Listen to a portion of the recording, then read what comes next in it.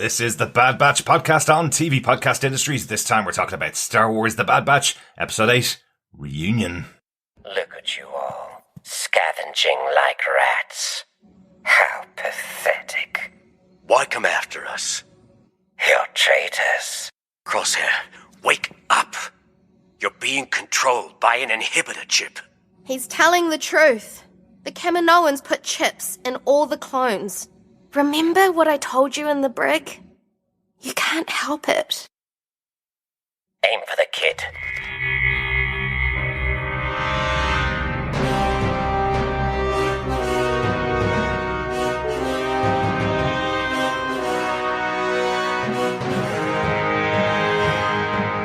Welcome back, fellow troopers, to our discussions about Star Wars The Bad Batch on TV Podcast Industries. This time we're talking about Episode 8, Reunion. I'm one of your hosts, Derek. Hello there, fellow troopers. Welcome to this episode of Bad Batch. I am one of your hosts, John. And rounding out this very small reunion, I am Chris. Yeah, it hasn't been long. This is our second episode of the week after our discussions about Loki Episode 2, also over on Disney+. And our second opportunity to say, happy birthday, Mr. Chris Jones. Whoop, whoop, whoop, Yes. whoop. I am whoop-whooping myself. Whoop, whoop. You shouldn't be doing that, dude. You shouldn't be doing that. But happy birthday. It was your birthday this week. It was. Hope you had a really good time. Thank you very much. I am the sly, ripe old age of 92. It's getting older as the It podcast is. goes So on. basically, I keep slipping through time vortexes. See, this is me getting older. I learn the ability to speak. Excellent, Chris. Yeah. Yes, this is Or going to be not. an amazing podcast for Yes. you as you get worse Yes. and worse as the week goes on. But it is Friday night. We've all had a long week of work and we've all, as we said, podcasted earlier on this week. But very happy, many happy returns. That's Thank you the word I'm very looking much. for. I know a lot of our fellow defenders got in contact with us to say happy birthday to you. So thanks to all of them, of course. Yes. And if any of our fellow troopers want to get in contact with Chris and wish him happy birthday, you can email us to feedback@tvpodcastindustries.com and say hi. You can also share your thoughts on any of the episodes of The Bad Batch over there as well. Yeah. You can also head on over to facebook.com/group/TV Podcast Industries, where you can leave all your thoughts for each individual episode or just say happy birthday. Exactly. Start every message with happy birthday, Chris. Yeah. Only this week. Because, in 2 months' time, that's just going to be weird. Happy birthday, Chris. You What don't I want to be thought like the about Queen. the end of... I have a year-long Jubilee celebration. We might wait till you're a little bit older for that one, Chris. But yes, for the rest of the month of June, you can send your messages to Chris for his birthday. Let's get into our discussion about The Bad Batch, guys, if that's cool. No. No. I knew you were going to say that. Anything else you want to talk about before we go into our discussion about The Bad Batch then? No, I'm surprisingly enthused to discuss this episode. Have you been surprisingly enthused? We got you on board this show a few weeks ago, but You I know did, you this did. episode was the episode that we were all waiting for. So It was. let's get into it. This one was written by Christian Taylor. He gets all the best jobs in The Bad Batch. He was the one that introduced Fennec Shand to this show in episode 4, and obviously gets to introduce another major character in this episode as well. The episode was directed by Stuart Lee. This is the 4th episode of The Bad Batch that he's directed. John, do you want to tell us what they gave us with your synopsis for the episode? Sure. Having turned down Captain Rex's offer to join the growing rebellion, the Bad Batch remains on the salvage planet of Bracca. While Wrecker teaches Omega the ways of bomb disposal, the poverty-stricken former Republic soldiers see an opportunity to get some much-needed funds by salvaging intel, weapons, and technology from a downed Venator-class ship. But they are not alone. The Scavenger Guild are watching the team and have reported their position to the Empire. At the orders of Vice Admiral Rampart, former Bad Batch member Crosshair takes his team of clone troopers and conscripts to Bracca to retrieve or eliminate his former friends. Meanwhile, the Kaminoan cloners want their valuable property back. With highly skilled bounty hunter Fennec Shand unsuccessful, they turn to the best in the business, Cad Bane. As Crosshair's team converges on Hunter, Tech, Wrecker, Echo, and Omega, the team use all their skills to escape, injuring Crosshair in the process. But when Hunter and Omega arrive at their ship, the Havoc Marauder, Cad Bane is waiting for them. Hunter enters a standoff with the bounty hunter, but is unable to beat Bane's quick trigger finger, and he kidnaps the highly prized Omega. The rest of the Bad Batch arrive in the hangar, revive the stunned Hunter, and leave Bracca under a hail of blaster bolts to find and rescue Omega. Excellent. So kind of a big convergence of all the storylines, really, that we've seen so far. We've had lots of kind of mentions of the people who are chasing down the Bad Batch after they've been on the run from the Empire. We have the Empire converging on them. We have the bounty hunter converging on them in this episode. So lots of interesting stuff packed into this kind of 22 or 23 minutes, yeah? Yes. And I have questions. Lots of questions. Okay, cool. Can I kick it off with blast point number 1? Absolutely. Who is Cad Bane? Give me the lore. Looks like a cool character. His sidekick, I think I would enjoy in a film. In a Western. I'm expecting him now to turn up in Mandalorian for some reason, just because he would sit very well in Mandalorian, the TV show. Like that lone wolf and cub Western style. Yep. And walking into a kind of town, most likely Tatooine, because everything happens in Tatooine. But that type of thing. Yeah. But please, like, I'm assuming previous character from something. Absolutely, yep. Cad Bane has been seen in video games. He's been seen in comic books. He is most well known from his introduction in the Clone Wars, last episode of season 1, I think, episode 22 of season 1, which I think is the last episode. But he is effectively the bounty hunter, okay? So we have bounty hunters all throughout the Star Wars universe from, I think the first real introduction that we saw would have been Boba Fett. We saw him with all the other team of bounty hunters in Empire Strikes Back. That's kind of the big bounty hunter group. So bounty hunters have always been around, but Cad Bane would probably be known as the bounty hunter because after the death of Jango Fett, he's basically got the title of the best bounty hunter in the galaxy. So he commands the highest prices. He gets the biggest jobs. He's pretty darn good at what he does. He's kind of like, my joke in the synopsis is that he's effectively like the Wolverine of this universe. He does exactly what, he's very good at what he does, and what he does is kill. So yeah, you don't want to get in a standoff with him. They introduce him in that Western way, as you heard, even from the music, when they have their introduction to Cad Bane, that really does feel like a Clint Eastwood kind of moment. He's got his cowboy hat on, he's got his guns hanging on the side of his belt. He's got an amazingly fast trigger finger to go up against someone like Hunter, the way he does, and take him out, you know.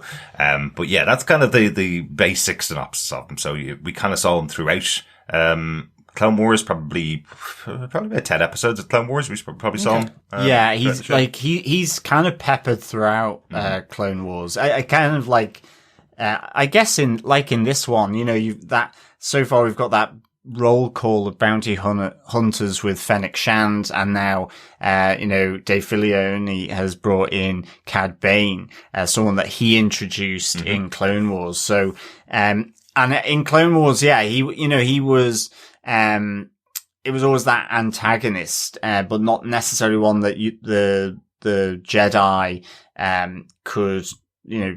couldn't deal with. So, he's kind of been throughout. So it definitely makes sense. I can definitely see why they would bring this creation. I mean, it's just like the design as well. I mean, the blue skin, the kind of slight sort of mask, along with the red eyes, which is very Grand Admiral Thrawn-y. Now, Grand Admiral Thrawn's not obviously the same species, I don't think, but it's, you know, the blue skin, the red eyes. So there's certainly, that sort of visually striking element to him. And then, yeah, like the standoff with Hunter, I really liked how that was done, I have to say. I love when John says something on the podcast, like he's obviously definitely not the same species. I probably should, and you can hear in his mind, I probably should have looked that up on Google to see if it is the same species or not. No, I don't think he is. No, I don't think he is. Thrawn is more humanoid, I guess, in that sense, in the face compared to Cad Bane. But once again, played by the same voice actor who voiced him throughout the Clone Wars, Corey Burton, who's always provided that voice. I love the voice of Cad Bane. It really has that kind of, really intimidating quality to it, which I really like. You mentioned his sidekick, Chris. The robot, were you talking about? Toto 360, is his sidekick, who kind of goes up against, Omega in here. Yeah. Voiced by Seth Green. Back again. Say what? Yep. Seth Green, most well known from Family Guy, I would say, or Buffy the Vampire Slayer. A number of films as well. So, he voices, Toto 360. Toto 360. There you go. I like this. I thought it was quite fun. I did expect the gentleman, every time the kind of camera pan to him, we go, diddle doo doo doo. Yeah. Diddle. Like he just walks into a door, even if it's like an electric door, you just hear, dunk, dunk, dunk, dunk, like the old Western. It's like, diddle doo. If he walked into a door, he'd probably hurt himself. So, I mean, the whole Western thing as well, it harks back to George Lucas's sort of original premise about his cowboys in space, effectively. You know, this operatic, space Western. Yes, with the samurai kind of edge to it. Yeah. Well, there's the samurai, but also he talks about those movies like the Westerns and the samurai, all coming and playing into it. I mean, the Jedi, absolutely samurai, but that kind of, the rough town on the edge of the galaxy. Scum and villainy. Yeah. That's very much what they've leaned into in Mandalorian as well. Mandalorian is absolutely just a Western. It's the Wild West. Well, it's a Western Lone Wolf and Cub. But that was also a story that was used in Westerns as well. Oh, okay. Yeah. So, thank you for explaining it. It was again another, cool. Mm-hmm. I should know this person, but I don't. But it was the way it was basically, he was introduced was, we need to get Omega now. Mm-hmm. Cool. We have a bounty hunter. We have Fennec Shand. They don't mention her name, but they say we have one bounty. No. I don't care who gets it. We just need it done now. Get this other one. Yeah. And I was like, okay, so this is going to be someone big. And I was kind of hoping, I don't know, like one of the more well-known ones. Well, the well-known ones from the movie, I guess. Yeah, that was kind of where, like, the ones on Jabba's palace in, like, say, Return of the Jedi. Mm-hmm. So I was thinking more along those lines, or some of the ones from the Han Solo original film, or some of the ones from Rogue One, those types of pre-introduced scum and villainy. Mm-hmm. That being said, he is pre-introduced scum and villainy. Yeah. He's just not in the stuff I've seen. He's not, and see, I was about to say, he's not in the mainstream. He is very much in the mainstream. He's in, like, one of the biggest animated shows which has conducted huge amounts of lore. Mm-hmm. I suppose the live action in the one, like, this is where it gets difficult very much with this. It's where I trip up sometimes with the storytelling. Excuse me, when I say trip up, I stumble. I continue on because it is great. It's just because I was going to ask, the introduction of the character is effectively based on the fact we've seen Fennec Shand in the show. We know she's new to the game, but really good. Yeah. And we have the Kaminoans admitting this time they're the ones that hired her to do the work, which we didn't really know was a little bit shady. We guessed it, but we didn't really know. But they're saying they hired her. We've seen her work. We've seen how good she is. And now they're saying, now we just pull out all the stops and get the best. Omega back, effectively. So by that introduction, do you think that's enough in there? Whether you knew Cad Bane or not before, but by that introduction, do you think that's enough to go, here's a guy that you haven't met before, even if you'd never seen any of the episodes before? Do you think it's enough for them to have done that to set up how big a guy he's going to be, I suppose? No. Okay. So I'm looking at this as kind of like they if they wanted it to that level, it should have been an explanation shovel to the face, kind of like we need to get the best of the best kind of thing. They didn't go that far. They just said we need to get this done. So it was kind of like, oh, okay. I just assumed they were going to get Fennec Shand and someone else. Like it was going to be her and a little sidekick. Okay, that was where my head was going. Not. Okay. But then when they showed Cad, I was like, okay, I'm getting that this was someone, because it was just the way it was framed and shown. It was like even the way they framed him in the initial introduction. It's like not Dirty Harry, like The Unforgiven. With Clint Eastwood, it was the silhouette with the brimmed cap, and it was hats off to the director. It was the storyboard shot, the animated shot of that just looked badass. And that's what I mean. Like, I would have thought that would be enough for someone who hadn't seen Cad Bane before. So it's interesting that you say it wasn't, because I just felt the actual introduction to him, you could easily just pick him up from this moment onwards and say, this guy's a badass, because he's just taken out an entire group of clone troopers who were protecting the Marauder before the Bad Batch get back. This guy's pretty badass. Then he goes up against Hunter, takes out Hunter, and takes Amiga away. Something that Fennec Shand couldn't do either. So, all those pieces together, I would have thought would have been probably enough to introduce this guy, whether you knew him or not. But it's a shame that you're looking at him going, oh, well, he must be someone important from a previous show. Sorry. So the way I took your question was, when I first saw him, did I assume he was a badass? Mm-hmm. No. By the end of this episode, and then I'm like, okay, this guy now is the best. Like, because as you said, he took out everyone. Mm-hmm. Absolutely. And it was literally just the only injury was the bot's thruster. And that was it. Yeah. So. Yeah, exactly. John, anything else on Cad Bane that you want to share in this one? I just loved that he was there. I loved the standoff between him and Hunter. Mm-hmm. Just the nice little touches of showing the kind of finger twitching as they kind of move closer to sort of drawing. And I mean, just then, I guess it was more to do with the fact that I guess a bit to Chris's point, I guess we'll find out more in the future episodes. So I guess for people that know Cad Bane, it's like, it's Cad Bane. We know him. Yeah. For people that this is their first introduction, it's, well, he's just taken out Hunter, who's shown himself to be pretty effective. Mm-hmm. And they're going to have to chase him now. There's going to be, whether we see him with Omega or whether it's, the hunt, to find and rescue Omega, then Cad Bane's going to be there. Yeah. Unless he gets them to the Kaminoans, before, in which case I guess he can just sort of simply dissolve away. But I guess that's not going to be the case. Yeah.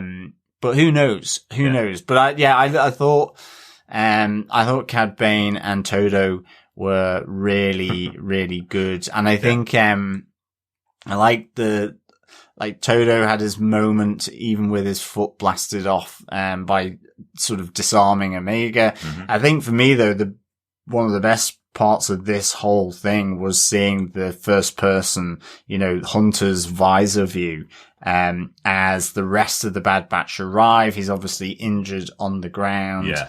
As all the other clone troopers from Crosshair's, mission team come to try and prevent them from leaving in the Havoc Marauder. So, that was great, really cool. Bit of, sort of just those shots and that scene, as they get him into the Havoc Marauder. Really good. It's a great way to show the disorientation. Like, again, we're talking a kids show here, but they've done this stuff in big blockbuster war movies like Platoon and like Saving Private Ryan, where you're right there in the center with the person that's coming back, with the soldier effectively. And this is something that feels like it's of that ilk. It's of that idea where you're going, he's just woken up and there's gunfire going off all around him. The team around him are firing back. He can't possibly, because he's completely disorientated. I think it just worked really well for that scene. It was really, really cool. I will say one final thing for me on Cad Bane. As usual, we always find there's a niche of every type of fandom that looks for the negative in things. The negative Cad Bane, the people that don't like Cad Bane, what they don't like about him is he has zero backstory. He is simply the bounty hunter that gets the job done. So when you asked for a bit of backstory, Chris, that's kind of the challenge with the character of Cad Bane. He doesn't really have one. He just appeared fully formed, like the way we saw Boba Fett when we were kids. Yeah. He just appeared fully formed, badass, could take on the biggest characters in the show and in the movies at the time. Cad Bane's the same. He was able to take on the clone troopers. He was able to take on some of the Jedi as well. So he's a badass with no backstory. The man with no name would be the Clint Eastwood character, effectively. So, yeah, it's kind of almost a bit like Unforgiven. The Clint Eastwood, yeah. I like the little dialogue as well. Just quickly, just to finish off this blaster point between Cad Bane, where he says, once you've gotten one clone trooper, once you've taken them out, the rest are pretty easy. They're all, they're pretty predictable. And I loved Hunter's response with, you're in for a surprise, with him. Yeah. Now, unfortunately, he wasn't quick enough on the draw, but yeah, I'm glad that he is alive. And I must say, I did know that it was going to be the stun, blaster shot that came out of Cad Bane's sidearm when he knocked out Omega. Absolutely. Yeah. But she is now gone. She's lost to the Bad Batch. But I think for now, getting to how she got into that situation, Blaster Point 2, with Crosshair's mission. An unhappy reunion ultimately about to take place with Crosshair getting the mission to go after his former team, squad number 99, and this was really interesting because I did think, because they had gotten their implants out, I thought that this was simply going to be a situation where, they outwitted the team, managed to subdue, knock out Crosshair, and possibly do the same procedure on Crosshair. And in the end, that wasn't the case. Crosshair was being given the order to basically eliminate them. That was his order, and he was happy with that. And, his first few words between him and Hunter and the rest of the Bad Batch are, "You're traitors."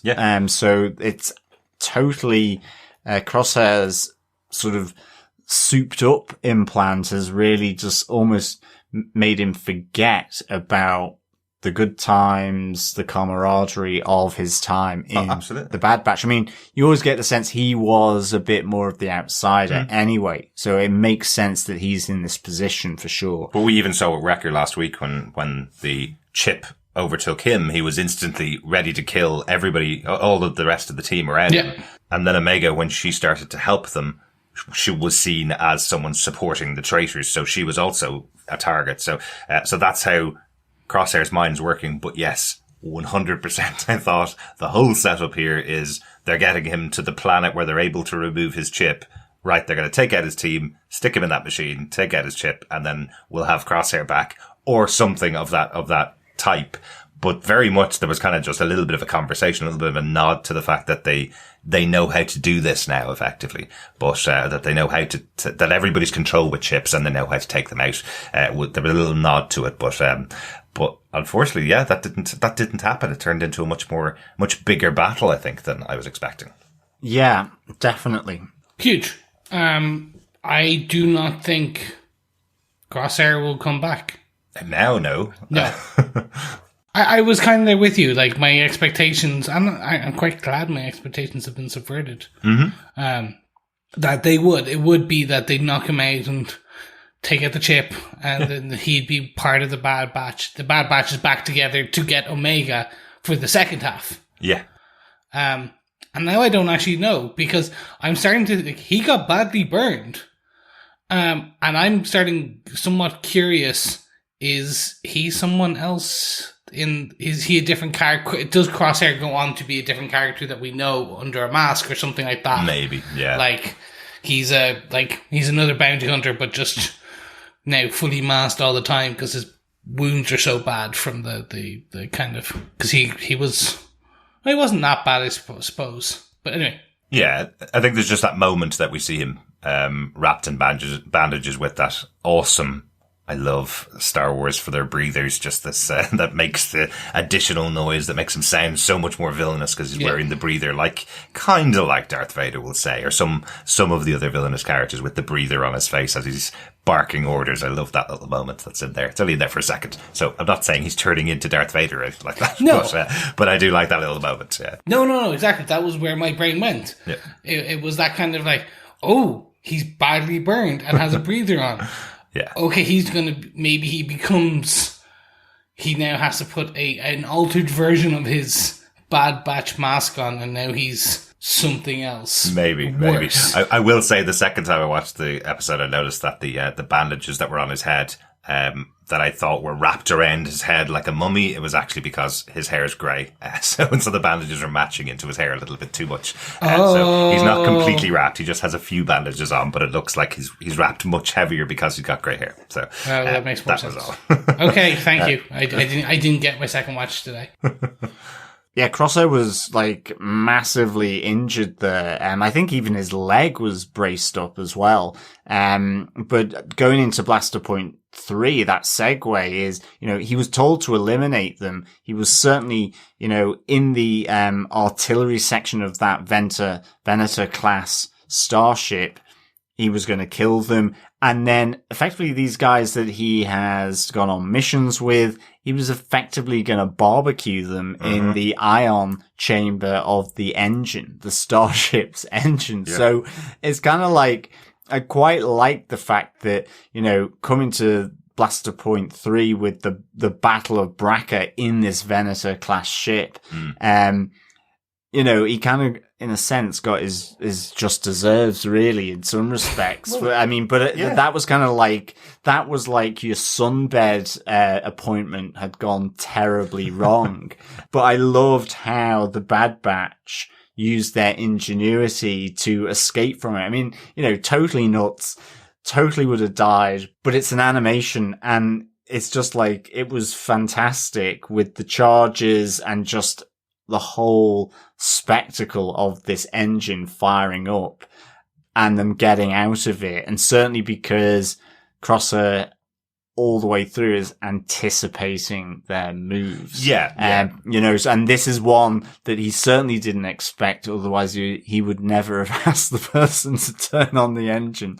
Yeah. It's kind of, they must have done the choke or something like that, like the Millennium Falcon if it didn't quite fire up. Mm-hmm. But I think that's the kind of fun part about this is that Crosshair, the villain of the episode, effectively has his plan has backfired directly on him, causing him direct injury. He's the one that turned on the engine. He happened to be sticking his face into it when it went off and gets burnt out of it. So that's kind of the fun part. But you're right, the ingenuity of the team is really on show here in this episode with the Bad Batch.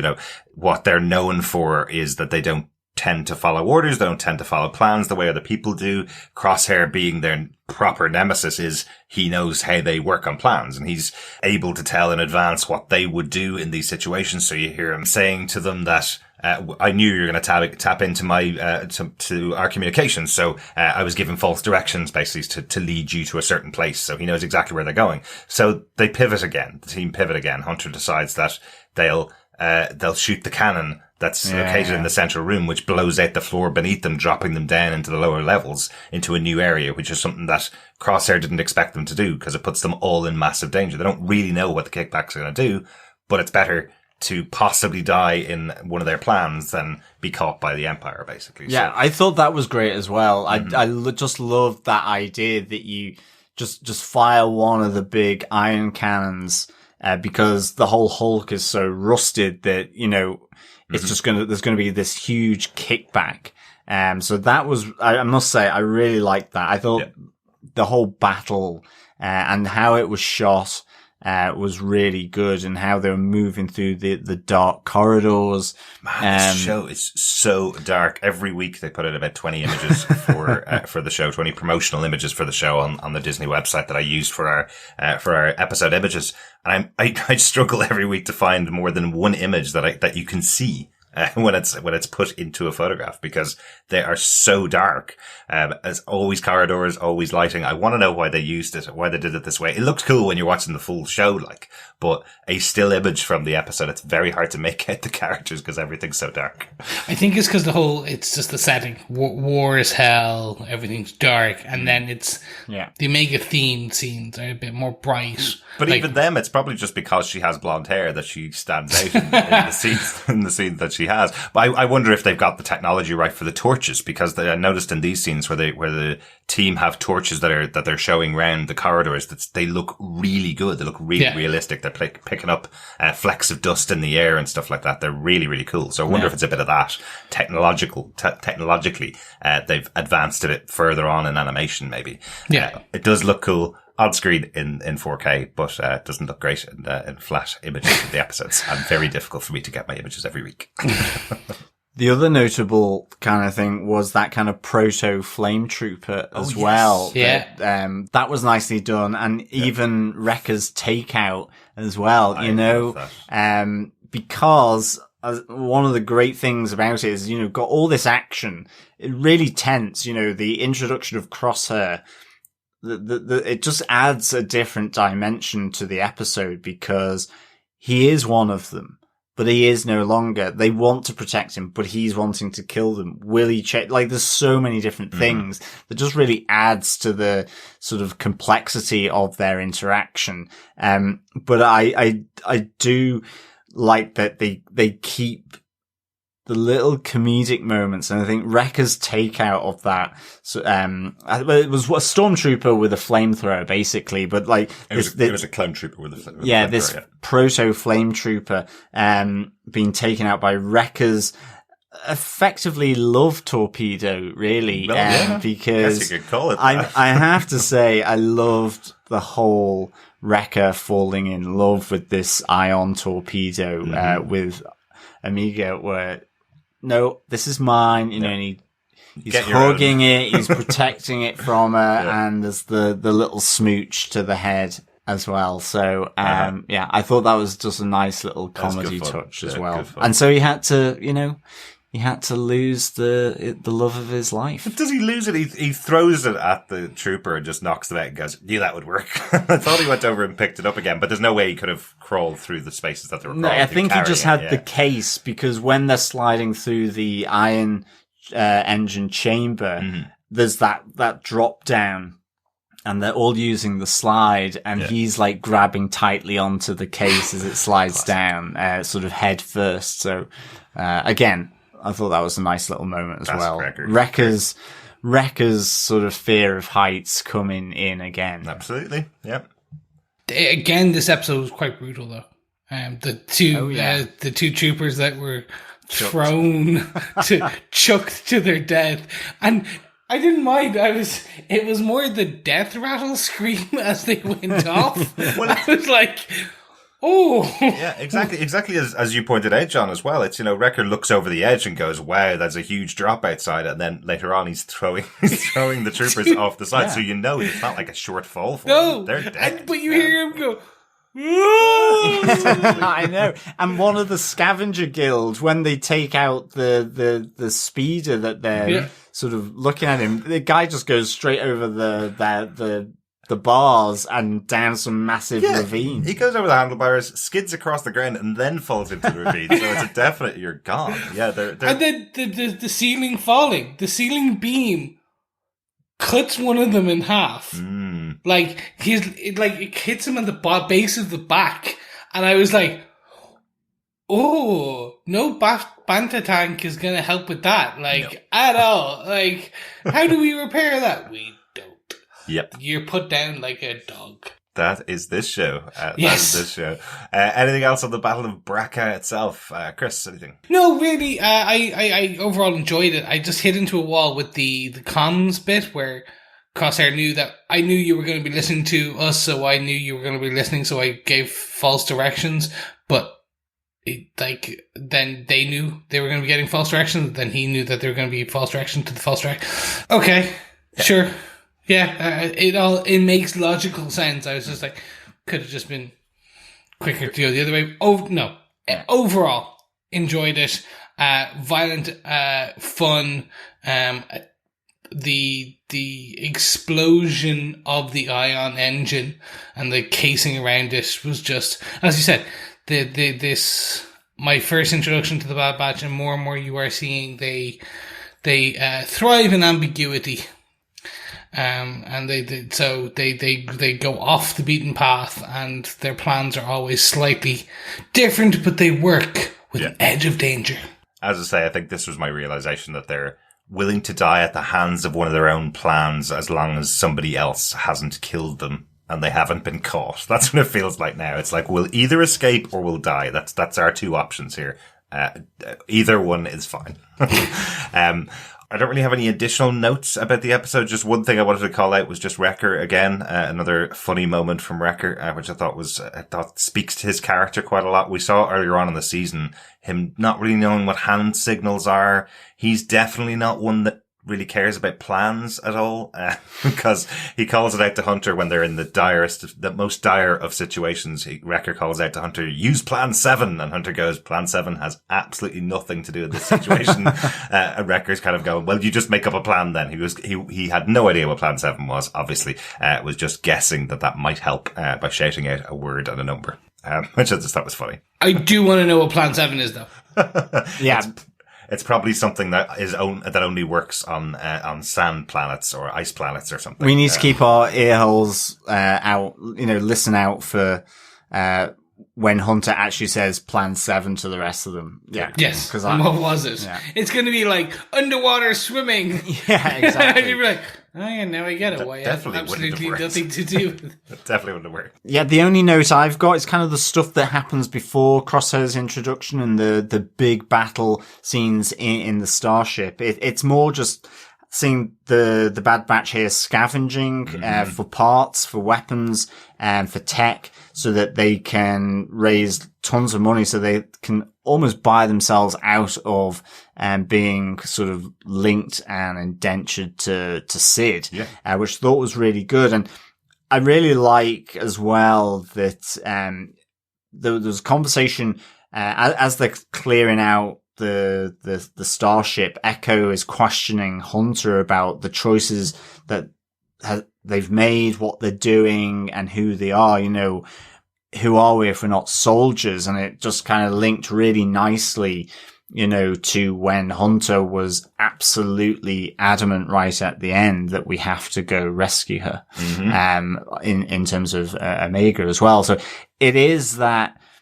It's just that nice little subtle touch of, members of the Bad Batch. Because Echo's been quite close with Omega, like Wrecker. He's been teaching her and all that, but he's like going, is this really what we're about? We could have been with Rex,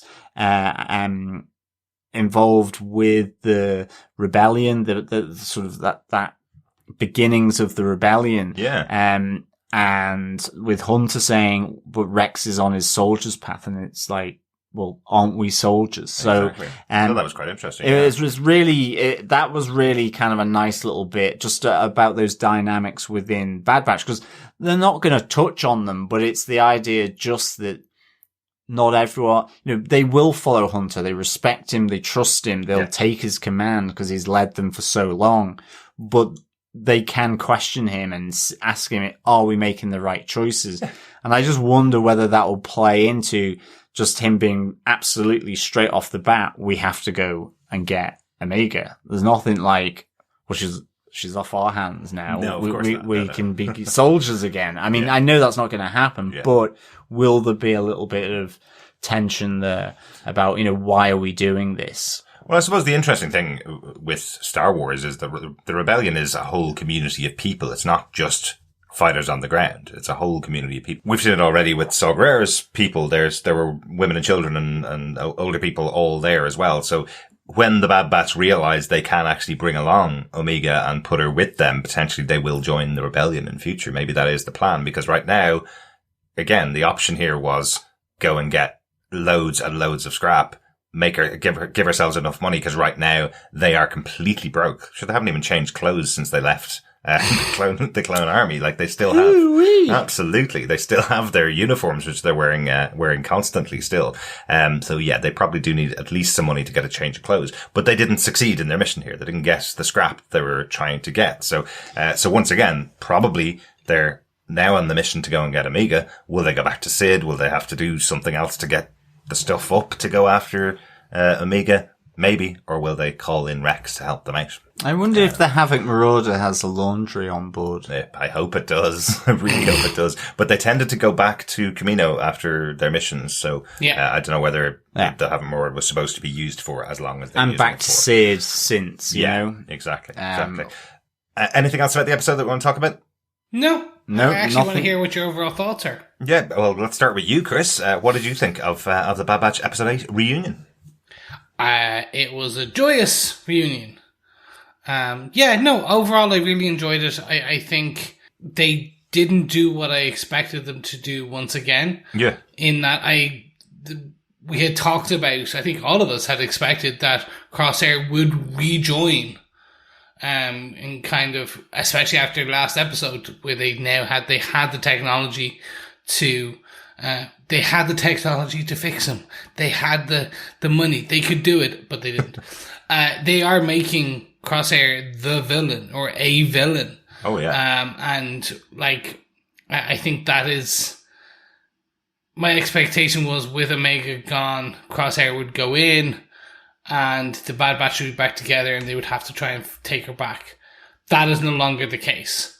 And that I'm interested to see where it goes and how they play the storyline. We're at the halfway point, and it has been an interesting first half. Absolutely. I think. Set him up, knock him down. It is a game of two halves, as some of the soccer fans will say. Some of those sporty ball people would say. Yes. How about yourself, John? What did you think overall? Loved this episode. It's my favourite so far, and I think I'd give it 5 amorous torpedoes out of 5. I like that. I think I just really liked it. Visually amazing with the first person element from Hunter. The iron engine, them walking through it firing up, the fact that Crosshair's redemption is not here, and in fact, in some ways, he gets what he deserves by effectively being absolutely committed to eliminating his former team, and indeed, suntanning them to death in the iron engine. So, I really just liked all of this. It had peril, danger, great action, great sequences of direction and the animation.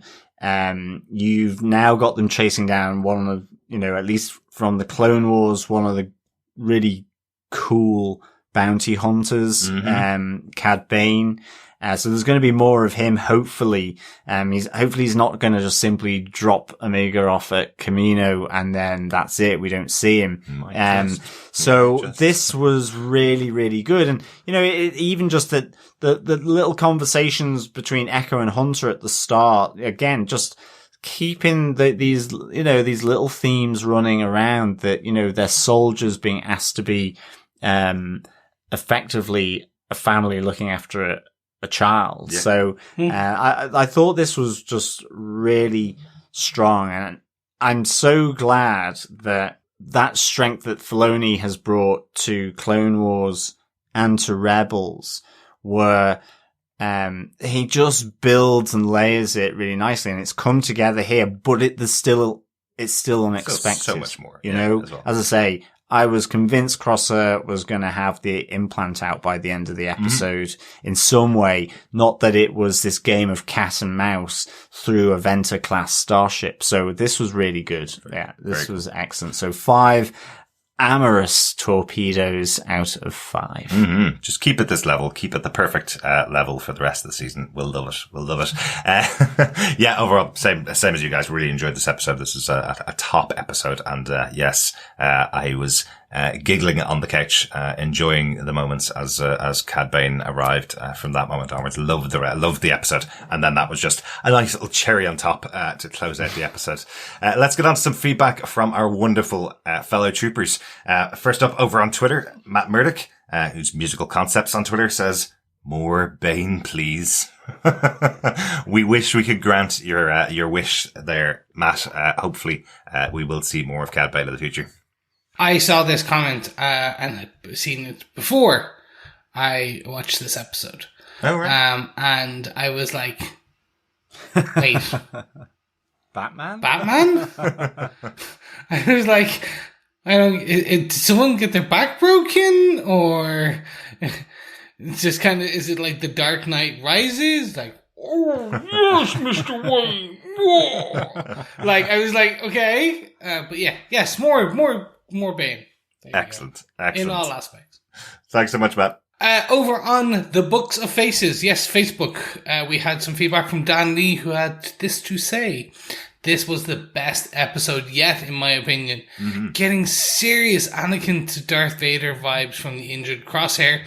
And that bounty hunter is cooler than the other side of the pillow. I like that one. Yeah, that is a great saying. That is one of my favorite phrases. Actually, Prince had a song called cooler than the other side of the pillow. So that's another reason why I love that phrase. Excellent, Dad. Yeah, totally agree with you. This is definitely best episode yet. Yeah, thanks, Dan. Totally agree with you around the vibes coming from Crosshair and that ventilator. Whether it's, I don't think he's going to go full on helmet, but certainly maybe it's his own journey to his dark place. Mm-hmm. Also over on Facebook, Dr. Bob Phillips says, someone really needs to send Wrecker on a parenting course. Just because the bomb isn't a real one does not make it okay.